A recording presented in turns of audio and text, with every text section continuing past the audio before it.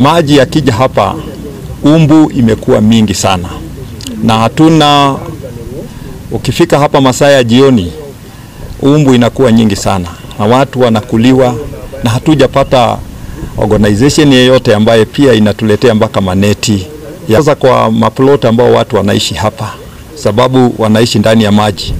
Tena choo zimepanda, tunajaribu tena kuinua choo ziende juu kidogo, kwa sababu pengine mtu hana mahali pengine pa kuhamia na hakuna mahali ambapo mtu anapoweza kwenda kwa sababu ya hali ya uchumi ambao tuko nao. Na kwa hivyo inatupasa tu wengi wetu tukae kwa maji. Hata na mimi saa hizi maji yameingia mpaka kwa mlango kwangu na bado sijahama kwa sababu ya hali ya uchumi ambao uko ndani yetu. Kuna hatari hata ya kushikwa na magonjwa kama ya kolera, kwa sababu maji ichoo na maji inashikana hivi, na kwa hivyo kuna kuwa environment imeharibika kabisa, na tunaona ya kwamba hii itakuwa ni hatari, na tunahitaji msaada wa haraka, hasa kwa upande wa neti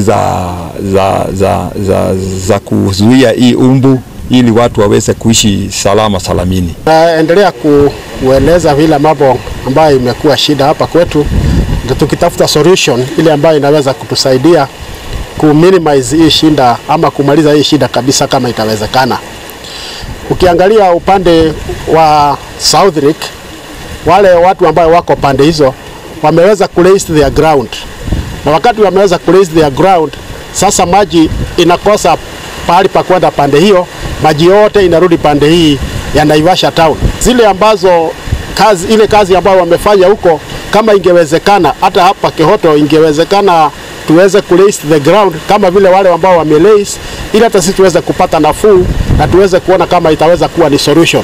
Ile shida kubwa ambayo tuko nayo ni kwa sababu mito mingi ambayo inateremsha maji Naivasha imekuwa blocked kwa sababu ya ile shida ya kulima na mambo mengine, activities zile zinaendelea kufanyika. Naadhirika sana, lakini nimetembea kwingi na huko mahoteli, mimi ni fundi.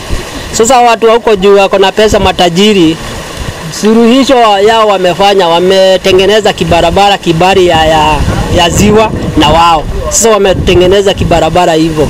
Sasa maji yote sasa ya Kehoto ya huko haikudi kwao, inakuja kwe. Suluhisho ni moja tu.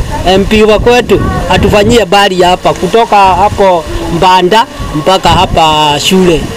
Atutengenezee kibarabara tu hivyo kia juu. Tutenganishwe na lake na binadamu. Ambayo imetuadhiri hapa ni maji ambayo imepanda kutoka pande ya lake kurudi katika makazi ama katika manyumba ambayo tumeyajenga.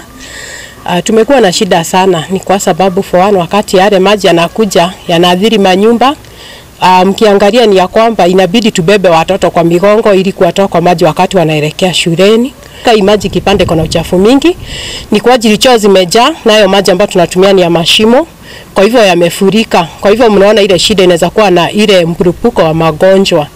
So tuko katika hali ya hatari, na hakika hii ni mara ya 3 sasa maji imetupata mahali hapa. Inarudi, tukirudi pia kwa muda mchache pia maji inarudi. So tumekuwa na shida, tuko na stress, tujui tufanye nini. Ama ni majumba ambayo tuko nayo, ni kujenga tulijenga ni loan hazijaripika. Hata kazi ya kuanza kuhama kwenda kwa nyumba zingine, uko na loan, uko na watoto shuleni, inakuwa pia ni shida. So hata mkiweza kutembea Kehoto mtakuta watoto wengi wako manyumbani juu wazazi wanashindwa, walichukua loan ili waendelee na kazi zao. But tunakuta ya kwamba wakati maji yameingia unashindwa ni nyumba za wenyewe, wakati umehama utalipa ama ni watoto utalipia school fees. So inatulazimu sometimes, tunaona sasa hii mara tumeshindwa kuhama juu tumehama mara 2, ni 3 tunaelekea kuhama. Tunashindwa hata pesa ya kuhama tutatoa wapi? Mahali tulikuwa tunapata, kama mimi nilikuwa kwa nalima mahali pale, nilikuwa nauza mboga zangu, sina mahali pa kulima, sina mahali pa kulipia. So sina vile naweza saidika, ama yani sina ile njia ninaweza kujikimu. So tuko na shida sana. Ikiwa kuna njia ambayo inaweza tumika ili tuweze kusaidika, tunaweza shukuru sana.